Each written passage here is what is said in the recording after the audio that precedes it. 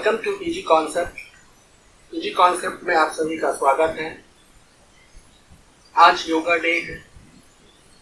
आप सभी को योगा डे की हार्दिक शुभकामनाएं। आज हम लोग नंबर सिस्टम स्टार्ट करेंगे। नंबर सिस्टम, संख्या पद्धति। नंबर सिस्टम में आपका आता है चैप्टर HCF, LCM, एक आता है सिंप्लीफिकेशन और एक सर्च इंडेक्स। ये सब मिला के पूरे सिलेबस का 15 to 20% कवर करते हैं। पूरे सिलेबस का 15 से 20% कवर करते हैं और एग्जाम में इन सब से क्वेश्चन आते हैं, हर एक एग्जाम में आते हैं। आज जो भी पढ़ेंगे आप लोग उसके नोट्स बनाते हुए चलिए, एक साथ नोट्स लिखते हुए चलिएगा ताकि आपको बाद में दिक्कत ना हो।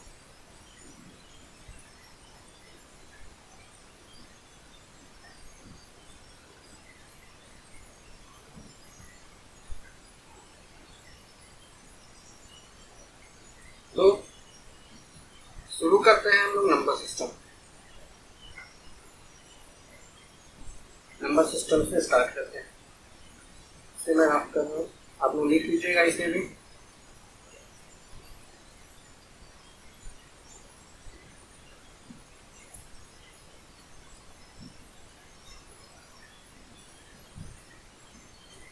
नंबर सिस्टम, संख्या पद्धति। इसमें एक होता है रियल नंबर। पहला हम बात करते हैं रियल नंबर, जिसको वास्तविक संख्या कहते हैं। वास्तविक संख्या। और एक दूसरा होता है इमेजिनरी नंबर।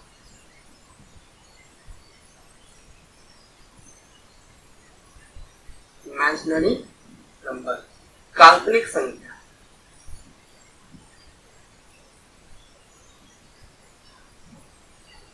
काल्पनिक संख्याएं कहते हैं। जो रियल नंबर होते हैं, रियल नंबर को हम नंबर लाइन पे रिप्रेजेंट कर सकते हैं। Number represented on number line. और ये जो काल्पनिक संख्याएं होती हैं, काल्पनिक संख्या क्या होती है? Negative number under the root. मतलब रूट, स्क्वायर रूट के अंदर कोई भी नेगेटिव नंबर, वो हमारी इमेजिनरी संख्याएं आती है। जैसे इसका अगर हम एग्जांपल लें, अंडर रूट -90 देख सकते हैं, under root -4 real negative, under root -1, इसको अंडर रूट -1 को हम आई से रिप्रेजेंट करते हैं, आयोटा कहते हैं। आयोटा ये सब क्या है? इमेजिनरी नंबर है, काल्पनिक संख्याएं हैं। और वो नंबर जिनको हम नंबर लाइन पर लिख सकते हैं उसे हम रियल नंबर कहते हैं, वास्तविक संख्याएं कहते हैं। नंबर लाइन पे रिप्रेजेंट करने का मतलब 0। अगर हम राइट साइड आते हैं तो +1, 2, 3, 4, 5 इंफाइनाइट तक। और लेफ्ट साइड की ओर चले तो -1, -2, -3, -इंफाइनाइट। ये हमारे नंबर हैं जो रियल नंबर है और ये इमेजिनरी नंबर है। इसी में हम आगे बात करें और कॉम्प्लेक्स नंबर की।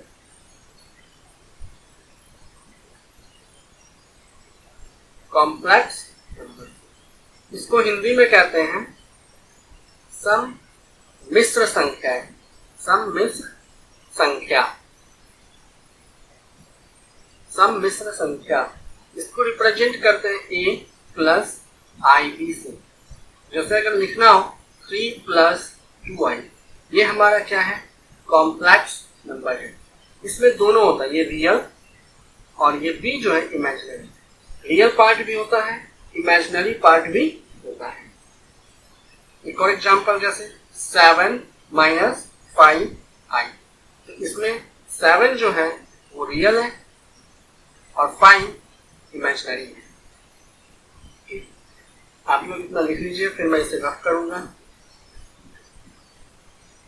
वीडियो को स्टॉप करके आप लोग लिख के फिर आगे पढ़िएगा।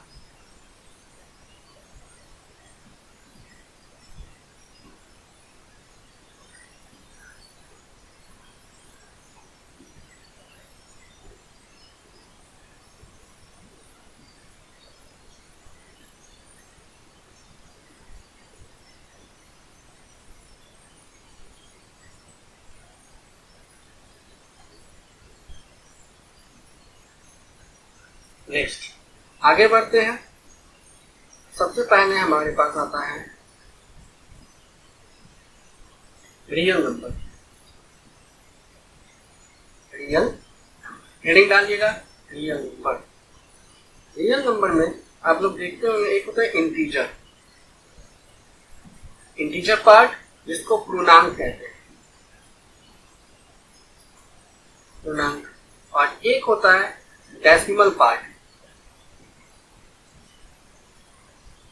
डेसिमल जिसको दशमलव कहते हैं,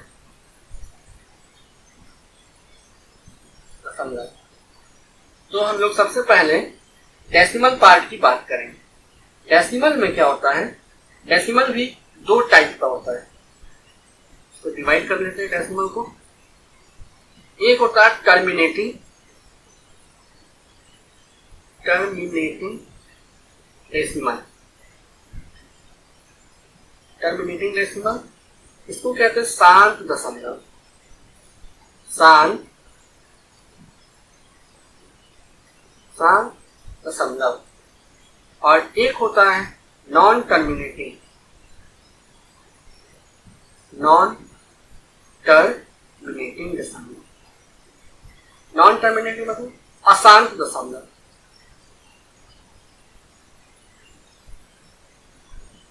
अशांत, नॉन टर्मिनेटिंग अशांत दशमलव। अब नॉन टर्मिनेटिंग जो होता है,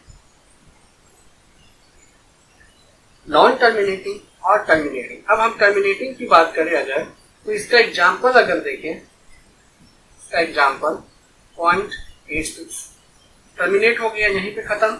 नेक्स्ट 0.423, 1.376 टर्मिनेट हो गया। 0.685429 टर्मिनेट, ये सब टर्मिनेटिंग है, ये यहीं पे खत्म हो गए। लेकिन अगर हम नॉन टर्मिनेटिंग की बात करें तो ये भी अभी 2 टाइप हो गए। एक होता है रिपीटिंग, रिपीटिंग, और एक होता है नॉन रिपीटिंग। दशमलव भी 2 टाइप के होते हैं, रिपीटिंग, नॉन रिपीटिंग। अगर हम रिपीटिंग की बात करें तो जैसे अगर हम 0.3 की बात, इसको हम लिख सकते हैं क्या, 0.3333, ये रिपीट होता चलेगा। जैसे 0.6,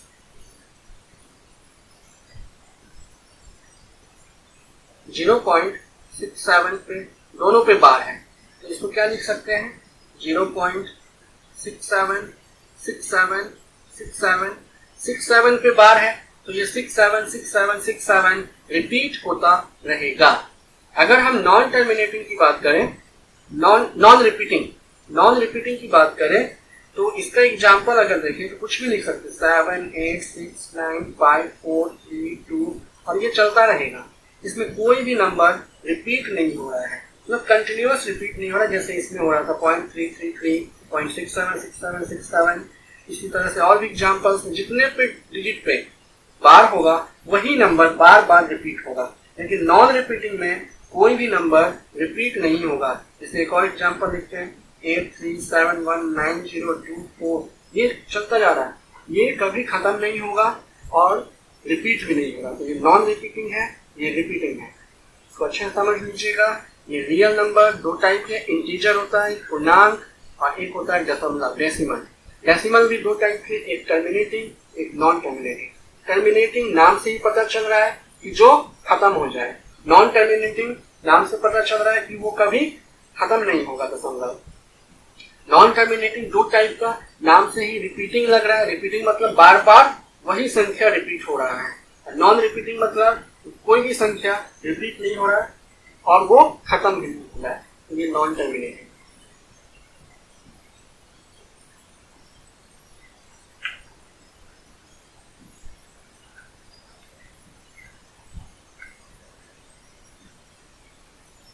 देख लीजिएगा नोट की वीडियो मैं।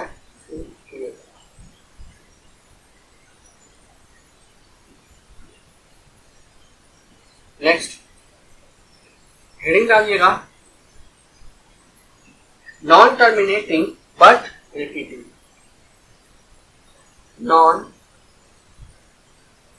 टर्मिनेटिंग बट रिपीटिंग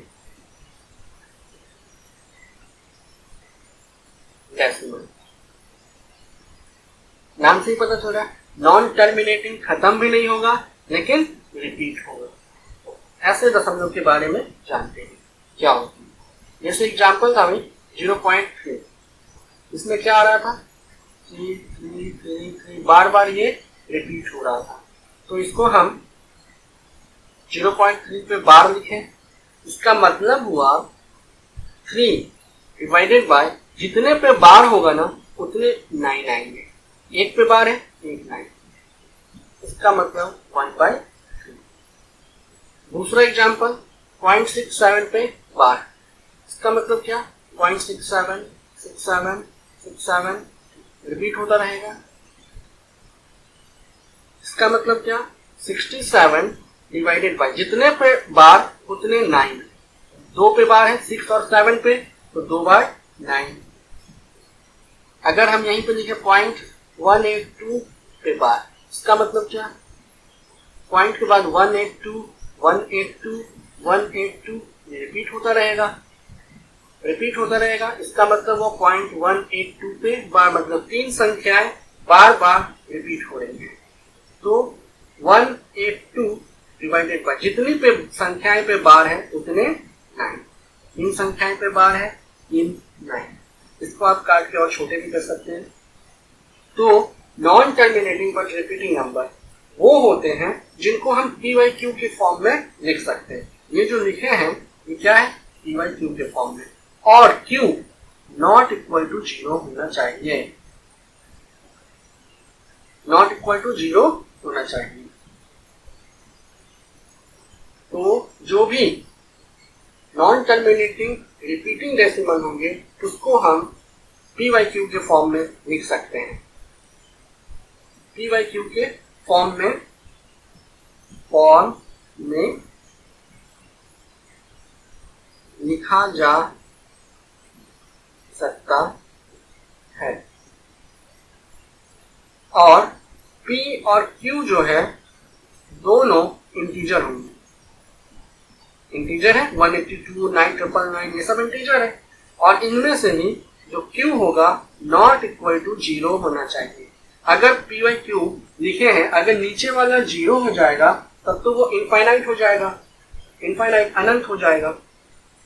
तो इस टाइप के नंबर जो नॉन टर्मिनेटिंग रिपीटिंग होते हैं, जो नंबर खत्म भी नहीं होते हैं, बार बार अपने आप को दोहराते रहते हैं, उसको हम p/q के फॉर्म में लिख सकते हैं। वैसे टर्मिनेटिंग नंबर जो होते हैं उनको भी p/q के फॉर्म में लिख सकते हैं। यहाँ पे एग्जाम्पल देखिएगा, टर्मिनेटिंग नंबर में टर्मिनेटिंग नंबर जो खत्म हो जाते हैं, जैसे 0.17, लेकिन इसके बाद 00 रिपीट हो रहा है ना, लिखा नहीं रहता बट रिपीट हो रहा है, तो इसको हम 0.17 लिखते हैं। 17 अपॉन जितने पे दशमलव उतने 100, जैसे 17/100, ये भी p/q फॉर्म में लिख सकते हैं, टर्मिनेटिंग ही है। तो इन सब को और एक बात आती है, जैसे रेशनल नंबर यहीं से आते हैं।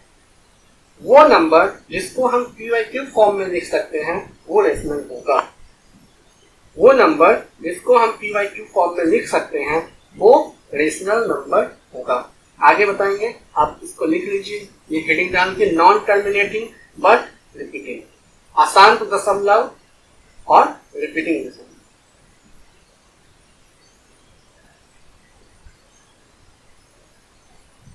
वीडियो को पॉज करके लिख लीजिएगा।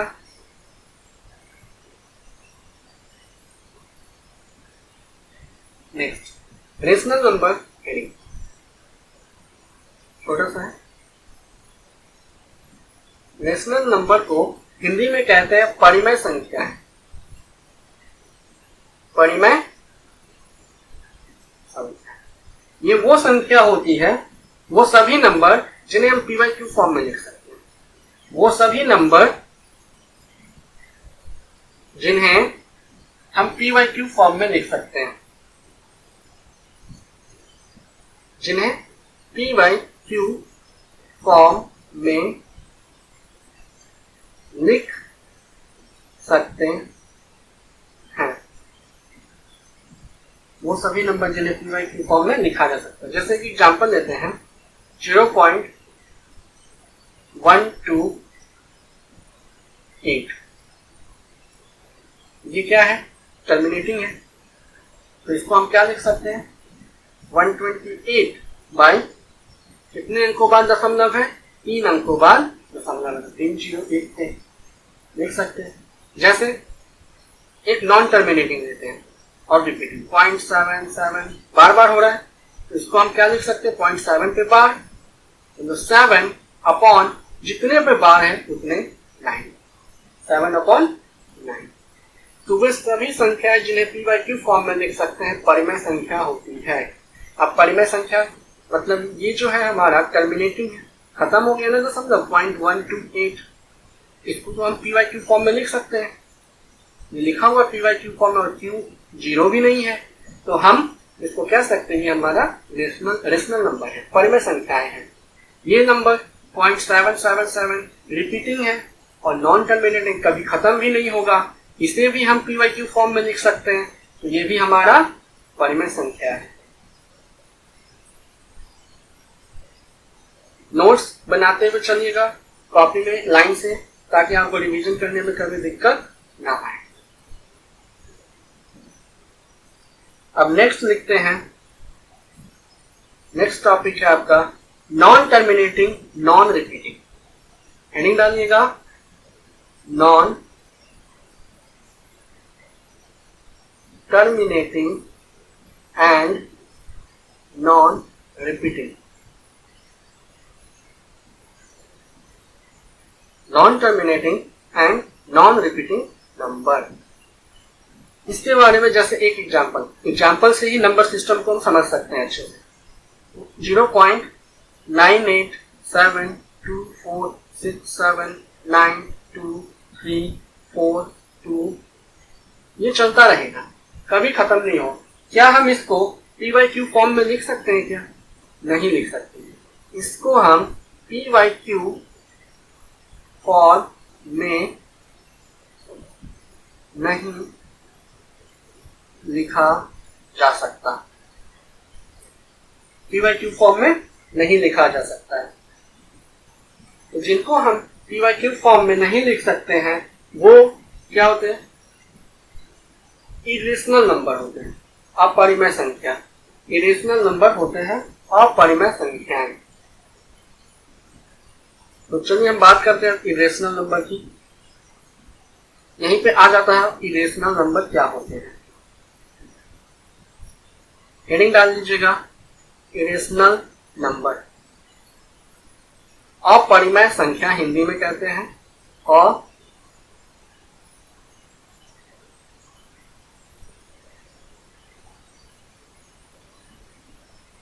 अपरिमेय संख्या, जो भी अपरिमेय संख्या होगा उन्हें हम PYQ फॉर्म में नहीं लिख सकते, उन्हें हम PYQ फॉर्म में नहीं लिख सकते हैं। ठीक है, जैसे हमारा एक एग्जांपल लेते हैं √2, बहुत अच्छा एग्जांपल है। इसका हम लोग मान जानते हैं 1.414, इतना ही लेते हैं, लेकिन इसके बाद ही ये खत्म नहीं होता, ये रिपीट होता रहता है। रिपीट मतलब आगे बढ़ता रहता है दशमलव के बाद, खत्म नहीं होता है। लेकिन हम लोग सॉल्यूशन करने के लिए बस 3 डिजिट तक काफी रहता है। जैसे अगर हम √3 की बात करें, √3 1.732, लेकिन इसके बाद भी बढ़ता जाता है नंबर, लेकिन लेते नहीं। ये सब क्या है? अपरिमेय है। इसको हम पीवाईक्यू फॉर्म में ही नहीं लिख सकते, क्योंकि ये न रिपीट हो रहा है न खत्म हो रहा है आगे तक। ये सब संख्याएं न रिपीट हो रही है न खत्म हो रहा है। इसी तरह √11 है, √13 है, √7 है, ये सब अपरिमेय है, मतलब इरेशनल नंबर है। यहीं पे बात कर लेते हैं हम पाई। पाई जो कि सबसे फेमस मान है। पाई जो है ये भी एक इरेशनल नंबर है, इरेशनल नंबर है, क्योंकि पाई का मान जो होता है 3.14 तो हम लोग कैलकुलेशन के लिए लेते हैं, लेकिन इसके बाद भी ये चलता रहता है, कभी खत्म नहीं होता है। और पाई का जो अगर आप बोलेंगे इसको पीवाईक्यू फॉर्म में लिखते हैं, पाई 22/7 नहीं होता है, ये 22/7 अप्रॉक्स वैल्यू है, अप्रॉक्स वैल्यू है 22/7। पाई जो है हम लोग 22/7 लेते हैं, ये एग्जैक्ट नहीं है, ये अप्रॉक्स वैल्यू है पाई की, इसलिए इसको हम लोग इरेशनल नंबर कहते हैं। और 22/7 भी हम लोग मानते हैं मान। लिख लीजिए इसको कॉपी पे अच्छे से, नोट्स बनाते हुए चलिएगा, बाद में आपको रिवीजन करने में दिक्कत नहीं आएगी। तो मैं रफ कर रहा हूं, पॉज करके वीडियो आप लोग लिख लीजिएगा। नेक्स्ट दो चीज लेते हैं, आपको दो चीज देखते हैं, कुछ बेसिक ही है। अगर हम x बराबर √16 लिखते हैं, इसका मान +4 आया, ओके। लेकिन अगर हम x² = 16 लेते हैं, अगर इसको सॉल्व करें तो इसकी दो वैल्यू आएगी, क्योंकि x की पावर 2 है, एक +4 आएगा, एक -4 आएगा, ये दो मान आएंगे इसके। तो अब आप यहाँ पे देख सकते हैं, अगर हम x के जगह पे +4 रखें, +4 का स्क्वायर, तो भी हमें 16 मिलेगा। अगर हम x के जगह -4 रखें, -4 का स्क्वायर, तो भी हमें 16 पॉजिटिव ही मिलेगा, क्योंकि स्क्वायर होने पे बाहर प्लस ही मिलता है। तो x² जब भी रहे तो उसकी दो वैल्यू आती है, प्लस और माइनस में, लेकिन x बराबर अगर √अंडर है तो उसकी एक वैल्यू +4। ये एक छोटा सा बेसिक था।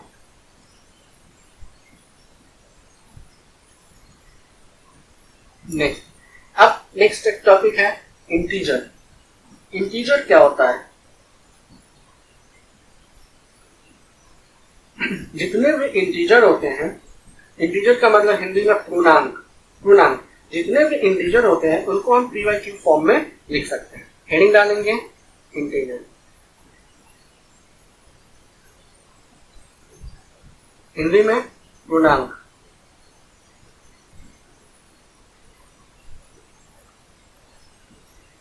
इसका डेफिनेशन के लिए, all integer are rational number, all integer are rational number. जितने इंटीजर है सब के सब रेशनल नंबर है, सबको हम पीवाईक्यू फॉर्म में लिख सकते हैं, जहां पे वेयर क्यू जो होता है 1 होता है, क्योंकि इंटीजर मतलब क्या? पूर्णांक। जैसे अगर हम 5 की बात करें, 5 क्या है? एक इंटीजर है, लेकिन इसके नीचे 1 तो है। 6 की बात करें, 6 इंटीजर है, नीचे 1 है। 7 एक इंटीजर है, नीचे 1 है। 13 नीचे 1 है। अगर हम निगेटिव तरफ बात करें, -7 नीचे 1 है। तो ये सारे -9 लेकिन नीचे में 1 है। ये जिनका Q जो है डिवाइड, डिनोमिनेटर, इसको न्यूमरेटर कहते हैं, अंश, इसको अंश कहते हैं, नीचे वाले को हर कहते हैं। हिंदी में ऊपर न्यूमरेटर, नीचे डिनोमिनेटर। तो पीवाईक्यू फॉर्म में लिखा जा सकता है, जहां पे Q = 1 होता है, Q का मान 1। अब हम इंटीजर की बात करते हैं। इंटीजर के भी अलग अलग पार्ट्स हैं।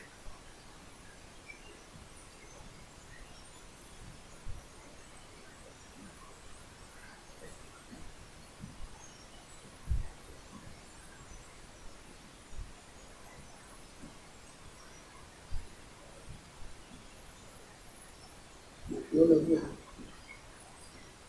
है, चलिए इंटीजर की बात करते हैं। पूर्णांक होता है इंटीजर का मतलब इंटीजर में भी आते हैं। एक होता है नेगेटिव इंटीजर, नेगेटिव इंटीजर, एक होता है पॉजिटिव इंटीजर।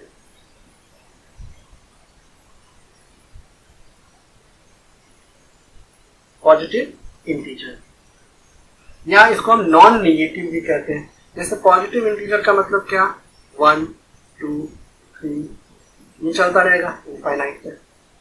नेगेटिव इंटीजर का मतलब क्या, ये -1 -2 ये चलता रहेगा आपका माइनस इनफाइनाइट, नेगेटिव इंटीजर हो जाएगा। लेकिन बीच में एक जीरो आता है, नंबर लाइन पे अभी हम पढ़े थे एक जीरो आता है। तो जीरो क्या है, zero is neither negative nor positive, neither negative nor positive. हम याद रखिएगा इसको, जीरो न नेगेटिव है न पॉजिटिव है। यहीं से हमारा आगे बढ़ते हैं, ये सब छोटे छोटे क्वेश्चंस बन जाते हैं इस पे कभी कभी।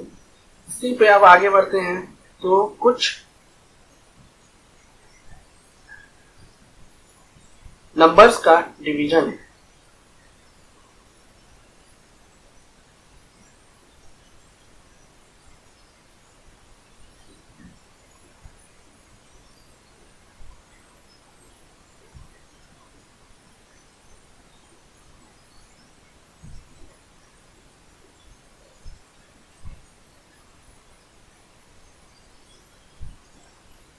नंबर्स का डिवीजन है, जैसे इसमें सबसे पहले नंबर पे आता है हमारा होल नंबर। होल नंबर जिनको हम हिंदी में कहते हैं पूर्ण संख्या। होल नंबर पूर्ण संख्या ये क्या होती है, 0 1 2 3 ये सारे क्या है, होल नंबर्स। दूसरा बात करते हैं हम लोग नेचुरल नंबर। नेचुरल नंबर इनको कहते हैं प्राकृतिक संख्या।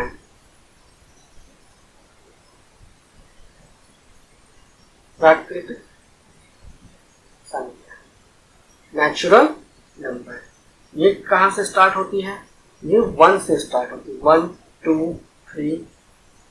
होल नंबर में जीरो काउंट हो जाता है। अगर नेचुरल नंबर में अगर जीरो ऐड कर दें तो वो होल पूर्ण संख्या बन जाती है।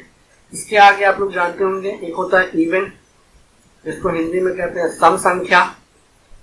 सम संख्या कौन सी होती है, 2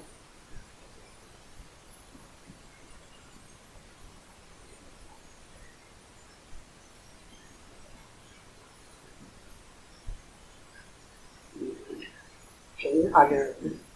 सम संख्या कौन सी होती है, जो 2 4 6 8 जो सिर्फ 2 से भाग हो, इसको मत देखिएगा। नेगेटिव में भी आती है, जैसे -2 -4 -6 ये सब भी सम है। वह संख्या है, सम संख्या है which are divisible by 2, which are divisible by 2 या फिर मल्टीपल ऑफ 2n। 2n के फॉर्म में होगा। आप कोई भी संख्या में 2 का मल्टीप्लाई कर दीजिए, वो संख्या क्या बन जाएगी, इवन नंबर बन जाएगी, सम संख्या बन जाएगी। नेक्स्ट बात करते हैं विषम ऑड। ऑड नंबर कॉपी में नोट्स अच्छे से बनाइएगा इसका। which are not divisible by 2, which are not divisible by 2 वो विषम संख्याएं होती हैं, जैसे -7 -5 -3 ऐसे ही आ जाए तो इधर 1 प्लस में 1 3 5 7 ऐसे चलता रहेगा। और इनका जो फॉर्म होता है ये होता है 2n plus 1। 2n plus form में लिखते हैं, 2n प्लस 1 के फॉर्म में लिखा जाता है इनको। विषम संख्या है। तो ये 4 प्रकार की और संख्याएं हैं, और हम आगे और बात करते हैं। आगे इसको आप लोग लिख लीजिए, अच्छे से समझ लीजिए। बहुत छोटी छोटी बातें हैं, ये सब कभी भी एग्जाम में आ जाती हैं। सबसे अच्छा ये 2n फॉर्म में होता है सम संख्या है, 2n + 1 के फॉर्म में होता है विषम संख्या है। इसलिए होंगे, इसको रख कर दें।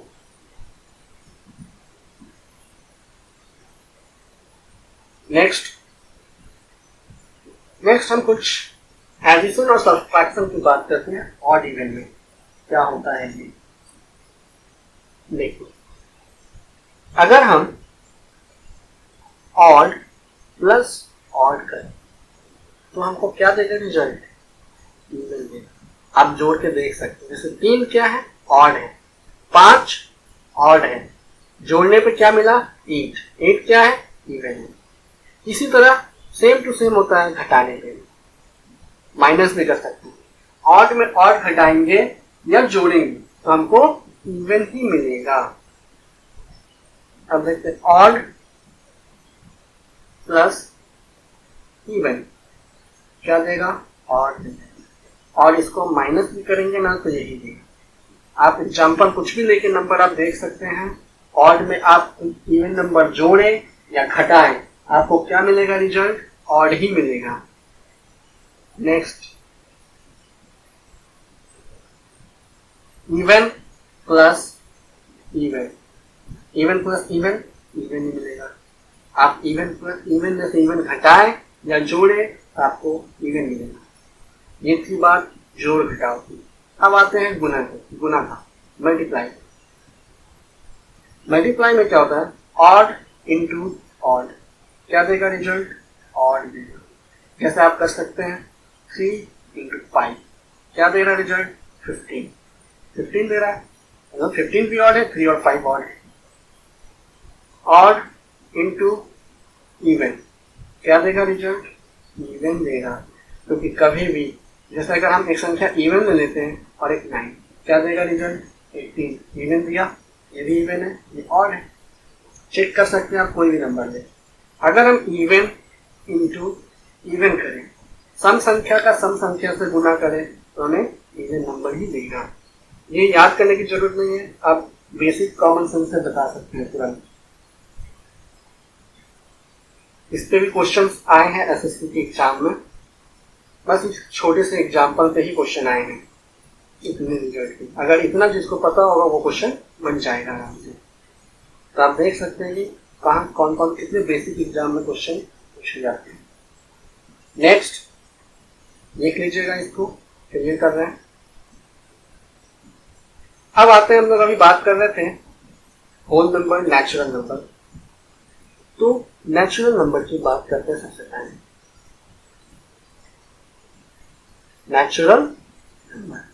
नेचुरल नंबर भी कितने प्रकार के? 2 प्रकार के होते हैं। कौन कौन से? एक आप नाम सुने होंगे प्राइम नंबर, और एक होता है कंपोजिट नंबर। कंपोजिट नंबर को कहते हैं भाज्य संख्या।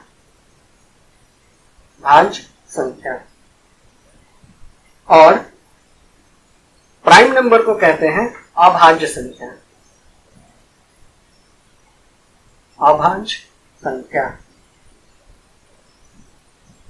ये प्राइम नंबर होते हैं, अभाज्य संख्या। अब बात करते हैं अभाज्य संख्या के। पहले कंपोजिट की बात बाद में करेंगे।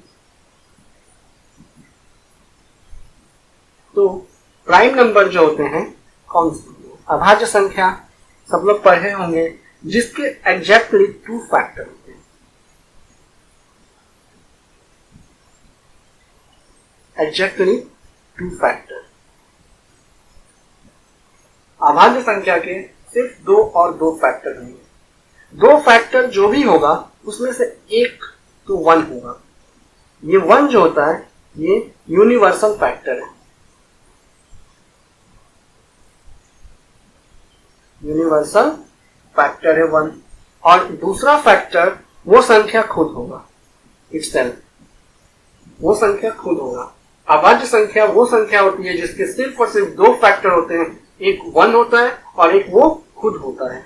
जैसे अगर हम एग्जाम्पल की बात करें, एग्जाम्पल लेते हैं जैसे 17 एक अभाज्य संख्या है, सब लोग जानते हैं। तो इसका एक फैक्टर 1 होगा और एक ये संख्या खुद 17 होगा। यही दो संख्या होगी ना इसकी factor.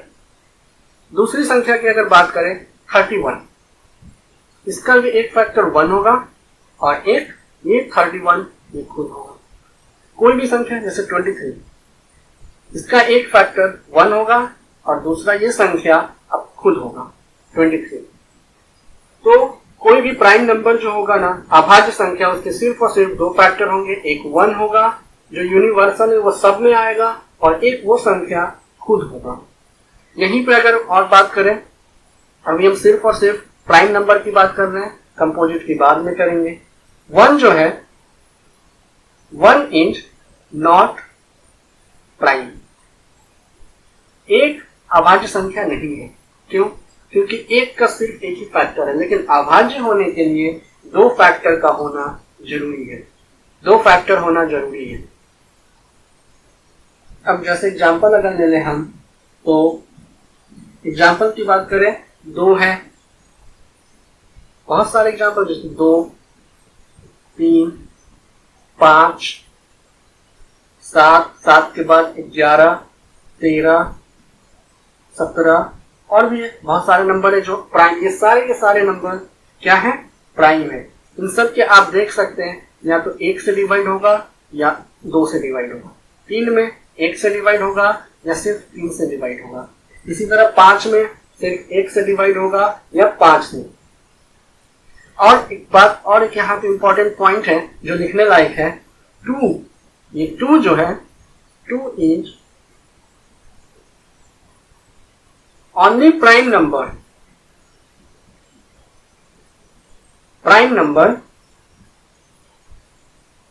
which is even sum।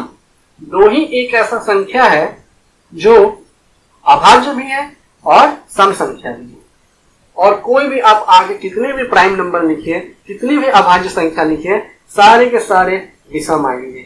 आप लिख के देख सकते हैं 100 तक 200 तक जहां तक लिखना आप लिखिए, सब के सब विषम संख्या आएंगी।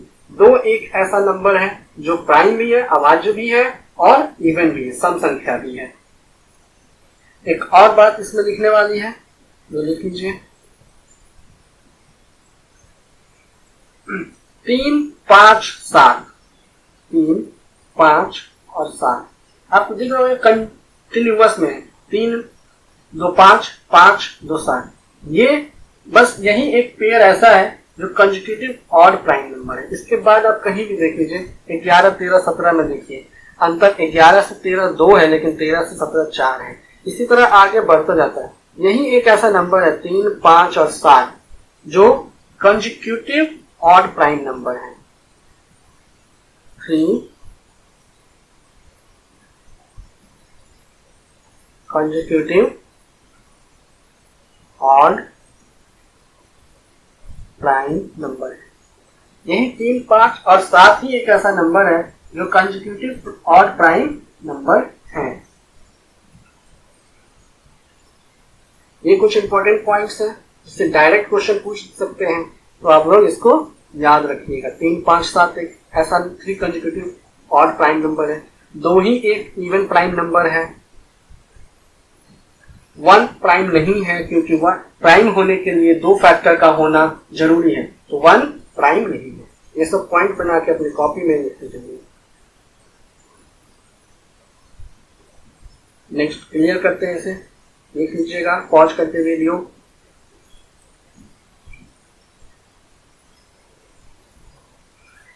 और आगे पॉइंट लिखते हैं कुछ। अगर हम बात करें 1 से 50 तक, 1 to 50 तक, तो 15 प्राइम नंबर आएंगे बीच में। आप लिख के काउंट कर लीजिएगा, 15 प्राइम नंबर होंगे बीच में। अगर हम और आगे की बात करें 50 से 100 तक, तो इनके बीच 10 प्राइम नंबर होंगे, 10 प्राइम नंबर होंगे। अगर हम टोटल की बात करें 1 to 100, टोटल 15 और 10 25 प्राइम नंबर आएंगे। ये भी लिखने वाली बात है, आप लिख लीजिएगा, इंपॉर्टेंट है।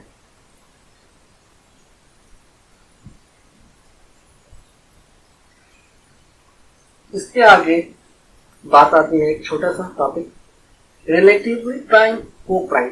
को प्राइम नंबर, प्राइम तो सब जानते हैं, एक को प्राइम नंबर भी होता है। को प्राइम नंबर, इसको हिंदी में कहते हैं सह अभाज्य संख्या। सह अभाज्य संख्या, को प्राइम। को प्राइम नंबर वह होते हैं जिनका, को प्राइम नंबर वह नंबर होते हैं जिनका HCF, हाईएस्ट कॉमन फैक्टर, 1 हो। मतलब उन दोनों में कुछ भी कॉमन ना हो, एक कॉमन हो, को प्राइम होते हैं। जैसे 4 9, 4 का अगर फैक्टर करें तो 1 होगा, 2 होगा, 4 खुद होगा। 9 का करें 1 होगा, 3 होगा, 3। दोनों में 1 ही एक ऐसा संख्या जो कॉमन है। इसी तरह 5 और 7, इसमें भी 1 आएगा कॉमन। जिसका HCF 1 आएगा वो को प्राइम नंबर हो जाएगा। कोई भी नंबर लीजिए, 32 45,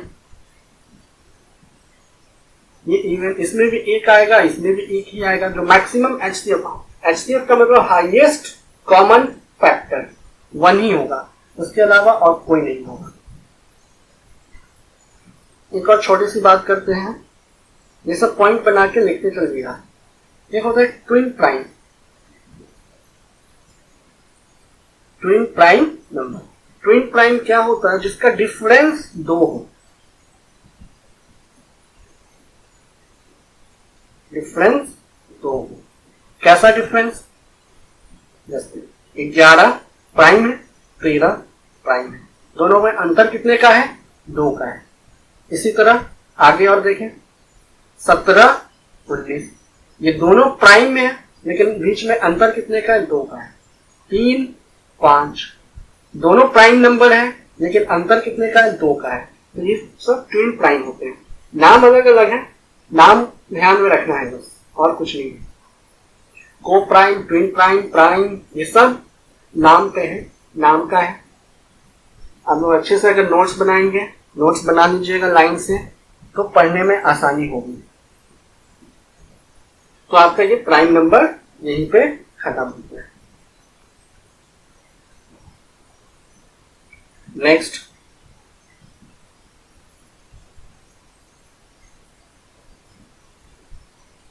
अब आगे बढ़ते हैं। आगे आता है हमारा कंपोजिट नंबर। दूसरा नंबर जो था वो हमारा क्या था? कंपोजिट था।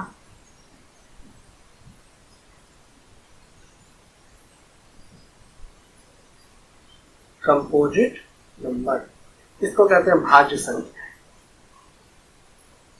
भाज्य, वो अभाज्य था, ये भाज्य था।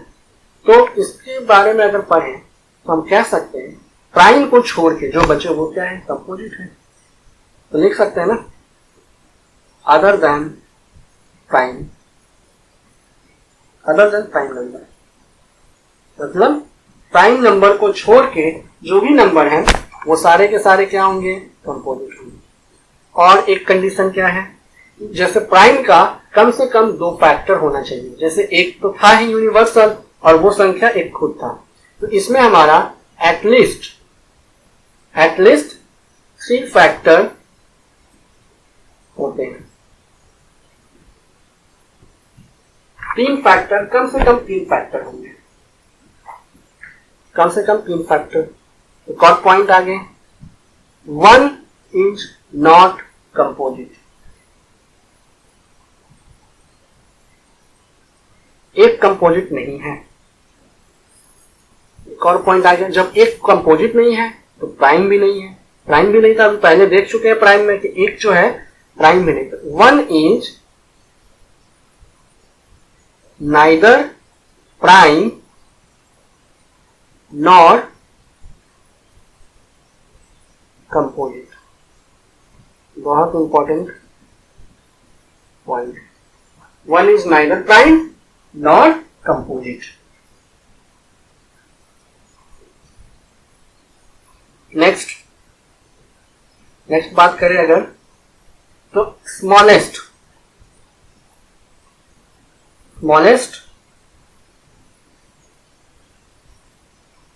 कंपोजिट नंबर कौन सा है?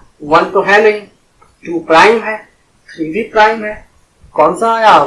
4। जो स्मॉलेस्ट कंपोजिट नंबर है वो क्या है? 4 है। 4 का अगर हम फैक्टर की बात करें तो आप देख सकते हैं 1 से भी जाएगा, 2 से जाएगा, 4, 3 फैक्टर हो गए। और कंपोजिट होने के लिए कम से कम 3 फैक्टर होने चाहिए, कम से कम 3 फैक्टर होने चाहिए। तो अब हमारा कंपोजिट नंबर अगर हम लिखना चाहें, कौन कौन सा? 4, 6, 8, 9, 10, 12, 14, 15, 16, 18, ये लिखते चले जाएंगे। प्राइम को छोड़ते जाना है, जो बच गए वो कंपोजिट नंबर है हमारे। तो अब इसमें एक और बात समझने वाली क्या आई कि स्मॉलेस्ट कंपोजिट नंबर तो 4 हो गया, इवन भी है। अगर हम देखें 4 के बाद 6, 8, 9 जो है हमारा smallest composite odd number, smallest composite odd number. 9 एक स्मॉलेस्ट कंपोजिट ऑड नंबर है। ठीक है, तो ये था हमारा कंपोजिट नंबर पे डिस्कशन।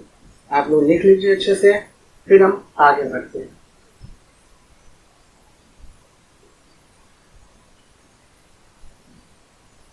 रफ कर रहे हैं, आप लोग पॉज करके इसको लिख लीजिएगा।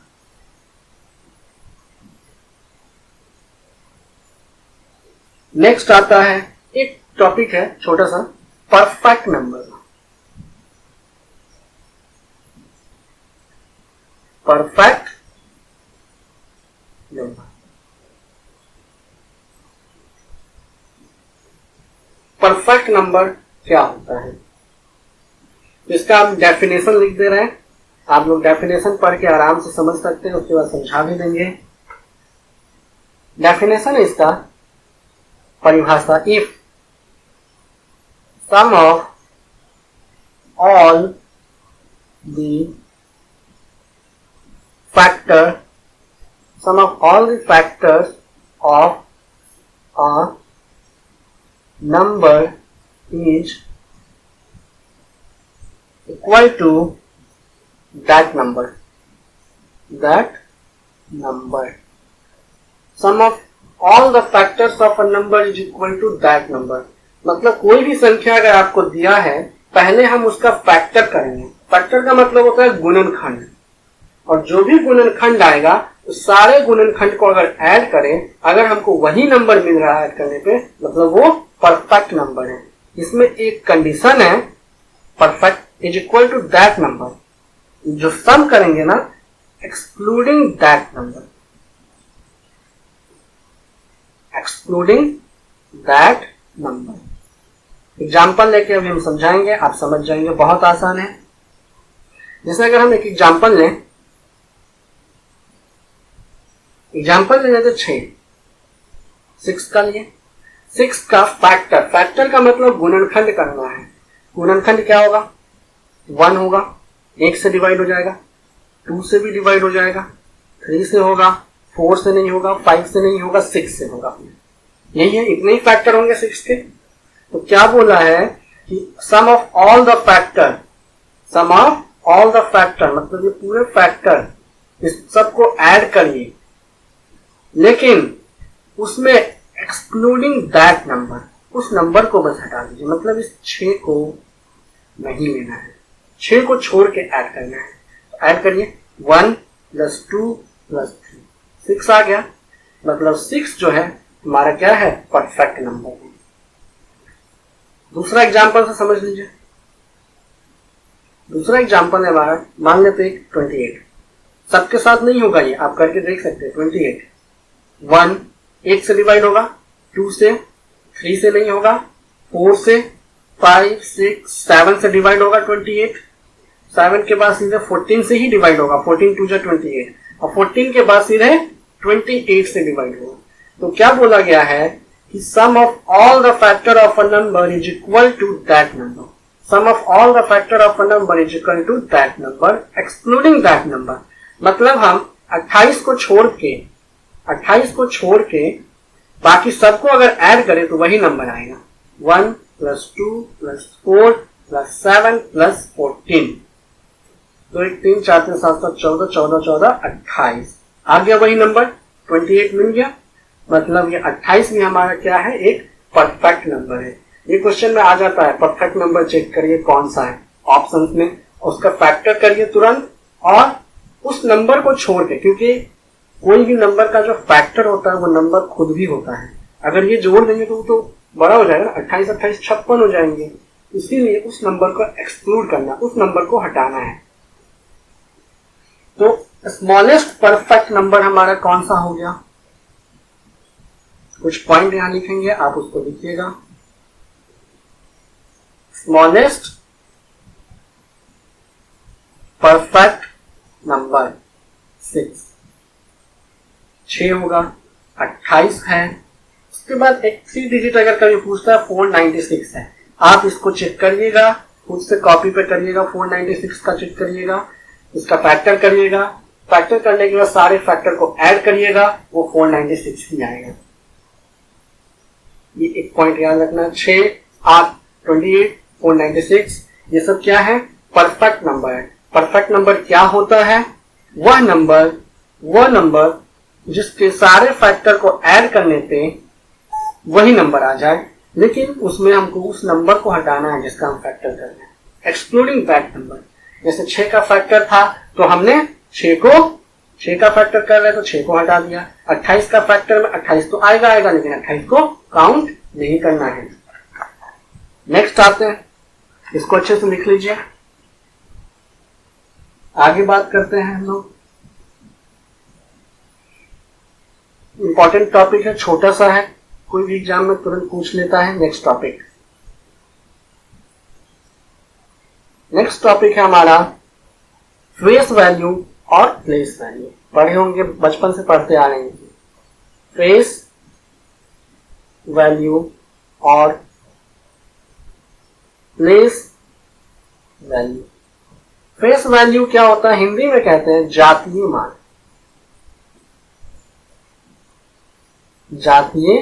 मान, और प्लेस वैल्यू को कहते हैं स्थानीय मान। नाम से ही पता चल रहा है, प्लेस मतलब किस प्लेस पे वो नंबर है। फेस वैल्यू, प्लेस वैल्यू, इससे हमारे एग्जाम में सीपीओ में आया था क्वेश्चन, बहुत आसान क्वेश्चन आया था सीपीओ में, एसएससी सीपीओ में आता है, सीजीएल में भी प्री में आया था, मेंस में भी आ जाता है, कभी कभी रेलवे में भी आता है। बहुत छोटा टॉपिक है और आसान है, बहुत लोगों को दिक्कत भी रहती है। जैसे हम एक नंबर लेते हैं 98765 कोई भी नंबर ले लीजिए, ये एक नंबर है। अगर हम इस नंबर की बात करें, अगर हम पूछे कि इसमें 3 की फेस वैल्यू, 3 की फेस वैल्यू 3 ही होगा, 5 का फेस वैल्यू 5 ही होगा, क्योंकि वो फेस की बात कर रहा है, नाम से पकड़ सकते हैं। 6 का फेस वैल्यू 6 होगा, 9 की बात करें, 9 का फेस वैल्यू 9 ही होगा। फेस वैल्यू तो वही का वही नंबर हो जाता है। लेकिन अगर हम प्लेस वैल्यू की बात करें, अगर पूछें कि 3 का प्लेस वैल्यू, तो 3 ही होगा। क्यों? क्योंकि 3 हमारा इकाई, दहाई, सैकड़ा, हजार, 10,000, लाख, यही होता है ना। तो 3 किस प्लेस पे है, यूनिट प्लेस पे है, इकाई पे है, इसीलिए 3 की प्लेस वैल्यू 3। अगर 5 की बात करें, 5 का प्लेस वैल्यू, 5 किस स्थान पे है, 5 हमारा दहाई पे है, इकाई दहाई, तो 5 का प्लेस वैल्यू दहाई पे है, तो 5 × 10 50, अगर हम 6 की बात करें, 6 का प्लेस वैल्यू, 6 किस स्थान पे है? 6 देखिए किस स्थान पे, इकाई, दहाई, सैकड़ा। सैकड़ा स्थान पे मतलब 100, 600, 6 का प्लेस वैल्यू है। उसी तरह अगर हम बात करें 9 का, 9 किस स्थान पे है? इकाई, दहाई, सैकड़ा, हजार, 10,000, लाख। तो 9 की अगर हम प्लेस वैल्यू की बात करें तो 9 लाख पोजीशन पे है। तो 9 के आगे कितनी संख्याएं हैं? 5। 9 पे 5 शून्य।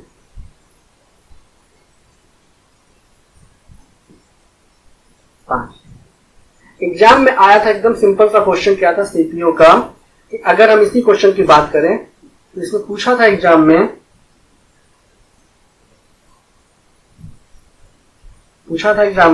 9 की